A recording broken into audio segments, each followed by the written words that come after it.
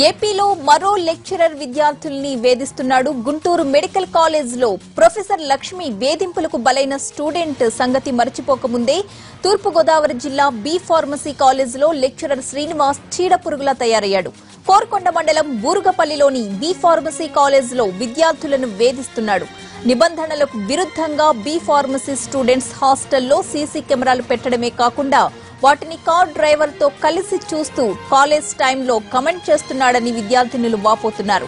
45 నిమిషాల క్లాస్లో కేవలం 15 నిమిషాలే లెసన్స్ చెప్పి మిగతా టైం అంతా విద్యార్థినులతో డబుల్ మీనింగ్ డైలాగ్స్ తో కాలక్షేపం చేస్తున్నాడు ఈ కీచక గురువు.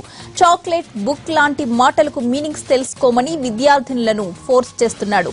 శ్రీనివాస్ ను కఠినంగా శిక్షించాలని, ఉద్యోగం నుంచి తొలగించాలని డిమాండ్ చేస్తూ విద్యార్థులు కాలేజీలో ఆందోళనకు దిగారు.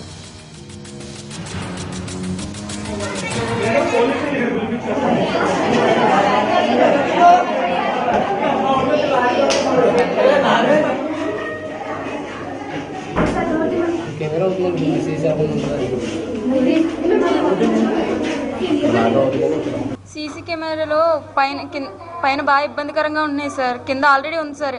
ఆ కింద ఉన్నది ఎవరు లోపలికి వస్తున్నారో బయటకు వెళ్తున్నారో అది సరిపోతుంది సార్. ఒక సీసీ ఉంటే సరిపోతుంది సార్.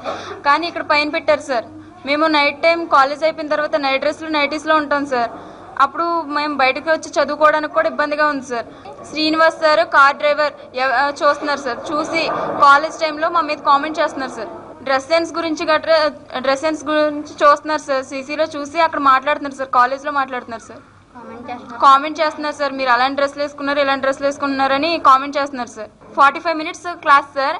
అయితే 15 మినిట్స్ మాత్రం క్లాస్ చెప్తున్నారు సార్. మిగిలిన టైం అంతా డబుల్ మీనింగ్ లో మాట్లాడడం, బుక్, చాక్లెట్ ఇలాంటి వాటికి